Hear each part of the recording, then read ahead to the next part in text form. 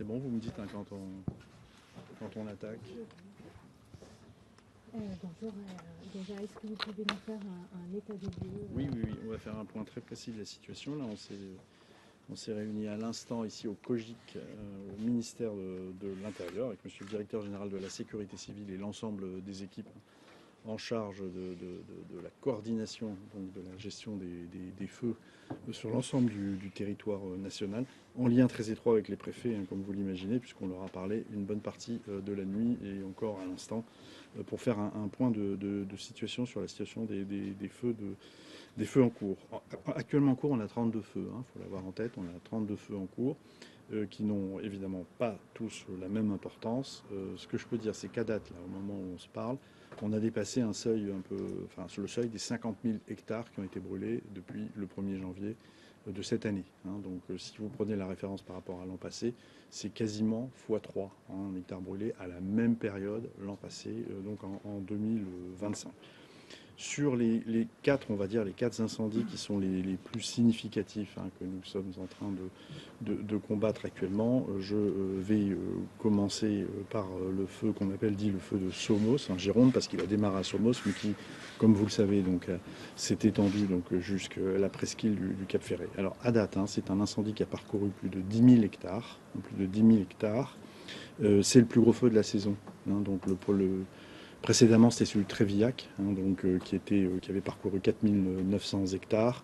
Donc là, on est sur le plus gros feu de la saison. Au total, au moment où je vous parle, de manière progressive, on a 40 000 personnes qui ont été évacuées ou qui sont en cours d'être évacuées actuellement sur cet incendie qui est arrivé jusqu'à la presqu'île du Cap Ferret, donc qui est en cours d'évacuation par voie terrestre.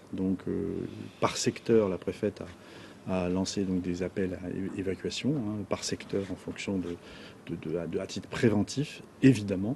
Et puis, il y a également des évacuations maritimes qui sont effectuées avec le concours de la préfecture maritime. Donc, la préfète est en contact avec le préfet maritime pour la mobilisation de navettes qui actuellement évacuent des personnes. Donc, on est sur, je vous redonne le chiffre, 40 000 personnes évacuées. Le feu n'est pas maîtrisé actuellement, donc il continue à progresser. La priorité des effectifs des sapeurs-pompiers qui sont sur site. 1000 sapeurs-pompiers, je redonne le chiffre, à la fois des effectifs locaux, évidemment, des services départementaux de secours de Gironde, mais pas que. On a évidemment les colonnes de renfort extrazonales qui arrivent et qui donc luttent contre le feu. La priorité, évidemment, c'est d'essayer de sauver les vies humaines et du bâti. C'est la priorité absolue sur ce feu, comme d'ailleurs sur les autres. Concernant le bilan, à date, nous n'avons pas de bilan humain. Le bilan humain est nul, mais on reste évidemment toujours extrêmement prudent. Sur ce feu, nous avons au total 80 maisons qui ont été brûlées, dont une cinquantaine qui ont été détruites.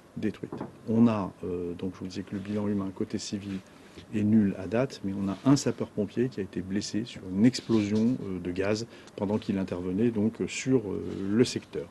Le feu, donc je vous dis, est difficilement contrôlable, difficilement maîtrisable. C'est un feu important qui tourne beaucoup et qui fait des sauts qui peuvent atteindre jusqu'à 1 kilomètre. C'est-à-dire qu'on peut avoir un feu qui se propage en faisant des sauts d'1 kilomètre, ce qui est évidemment extrêmement difficile à contenir. À date, voilà ce que je peux vous dire sur cet incendie. Donc les évacuations sont en cours. La lutte contre l'incendie se poursuit, avec une mobilisation importante des effectifs que je veux évidemment saluer, mais j'y reviendrai si vous le voulez bien. Donc hier, pour vous dire qu'hier, sur ce feu étaient mobilisés 2 Canadair, 4 Air Tractor, qui sont des avions bombardiers d'eau. Les Canadair, comme vous le savez, sont des avions bombardiers d'eau amphibies. Et nous avions un hélicoptère bombardier d'eau sur ce secteur. Aujourd'hui, les moyens seront renforcés, puisque c'était aussi le but de cette séance de travail avec monsieur le directeur général, c'était évidemment la répartition des moyens, comme on le fait tous les jours en fonction de l'évolution de la situation.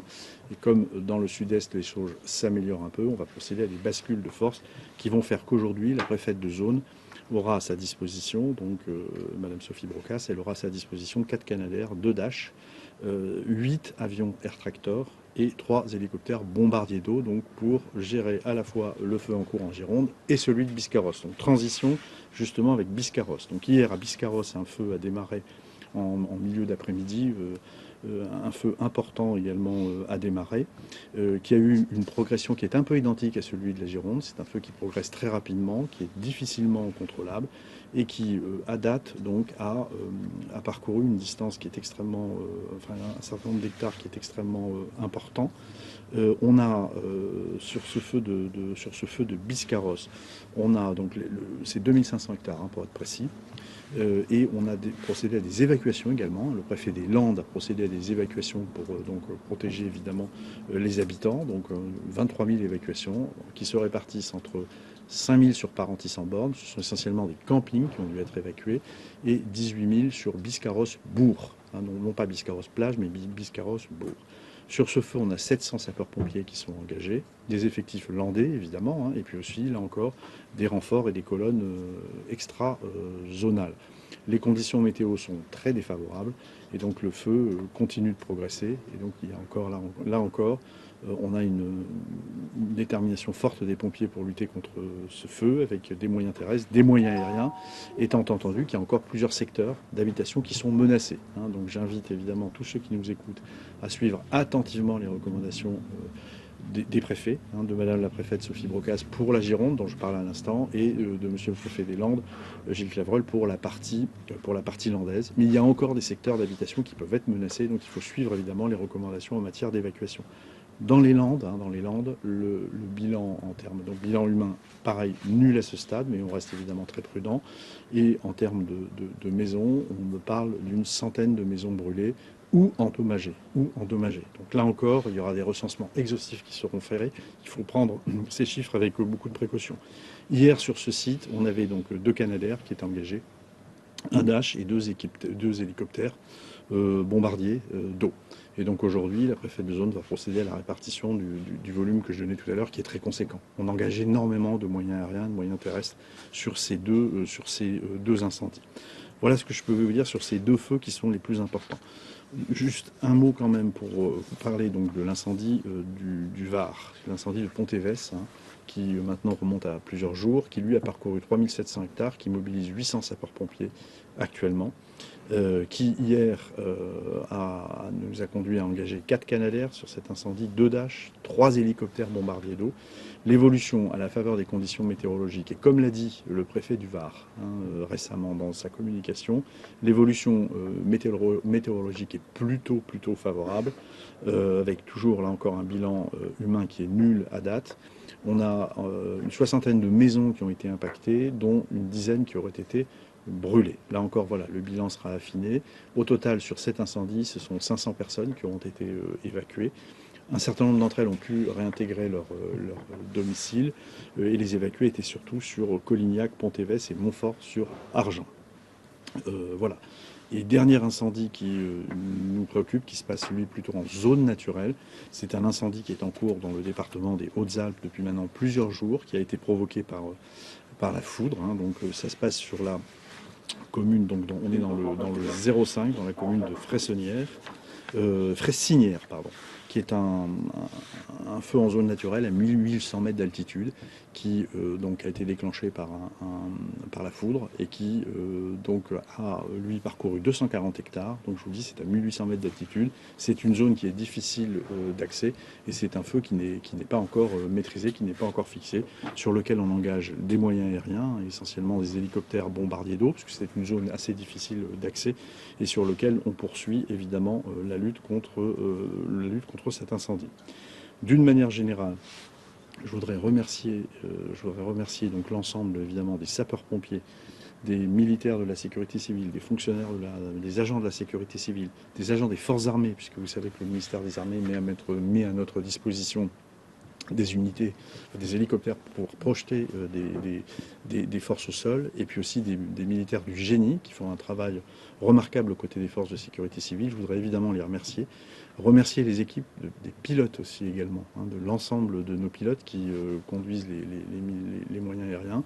Il faut savoir que l'engagement à date, si on le rapporte à celui de l'année dernière, on est déjà à 2,5 fois en termes d'engagement, c'est-à-dire d'heures de vol, de nombre de largages, d'interventions aériennes, c'est 2,5 fois ce qu'on a fait l'année dernière. C'est évidemment extrêmement conséquent. Je voulais évidemment les en remercier. Hein. 2,5 fois, 2,5 fois.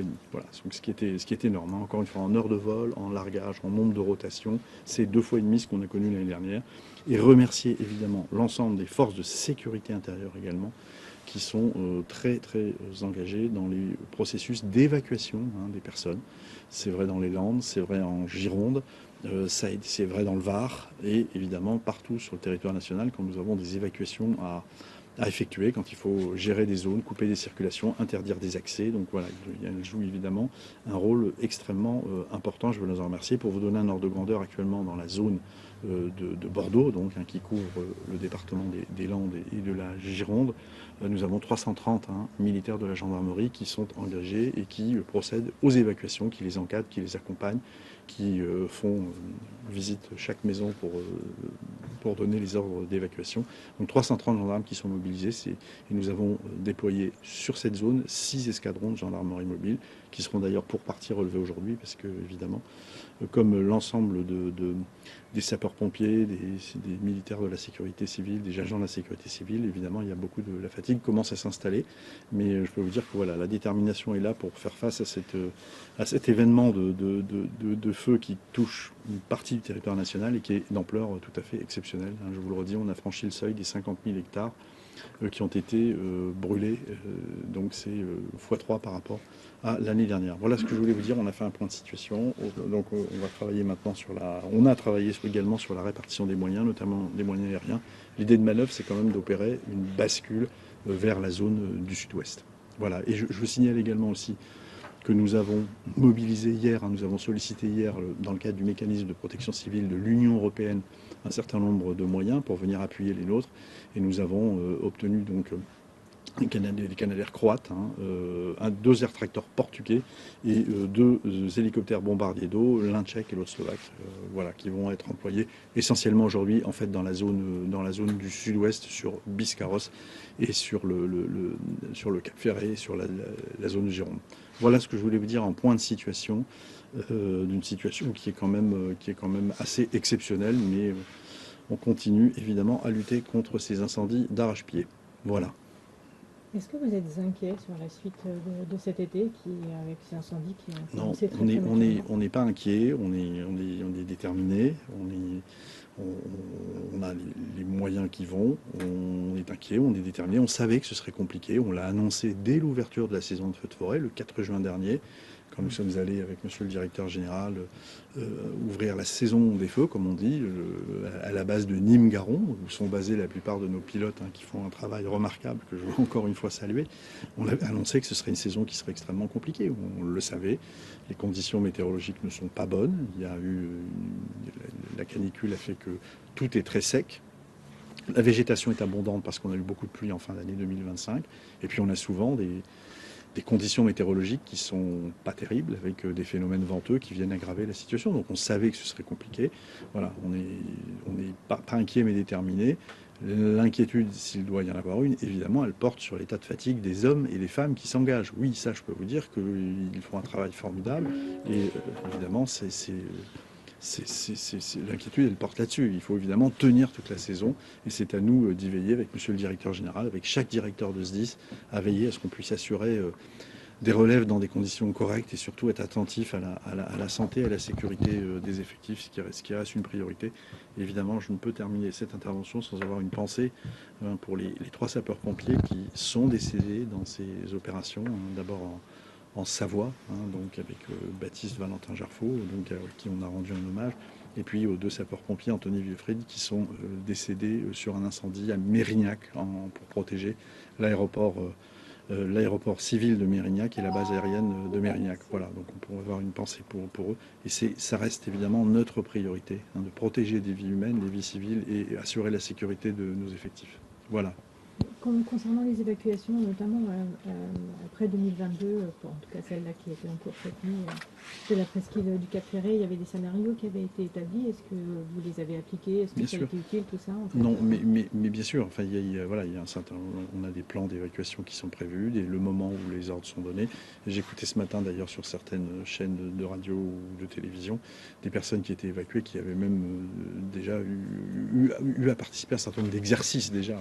Donc oui, évidemment, on a tiré toutes les conséquences de ce qui s'était passé en 2022 pour procéder aux évacuations, comme pour la façon de lutter contre les feux de forêt. Ce qui est inédit finalement cette année, ce qu'on rencontrait moins les autres années, c'est qu'on voit bien que les feux peuvent se déclarer un peu partout sur le territoire national.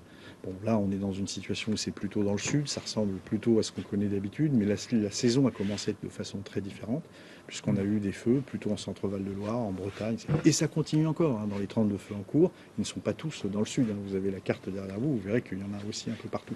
Donc ce qui est assez inédit, c'est cette extension des feux de forêt qui, encore une fois, n'a pas de conséquences sur nos moyens et sur notre doctrine, en revanche. C'est vrai que sur notre doctrine, ça nous conduit à figer un certain nombre de moyens humains, terrestres, dans les départements où avant, ils basculaient dans le sud, ou à l'inverse, on voit parfois des colonnes d'effectifs du sud monter dans les régions du centre ou de Bretagne ou de l'ouest de la France. Voilà.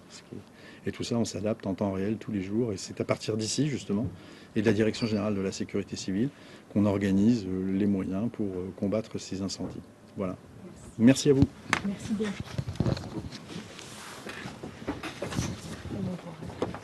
Merci à vous. Merci.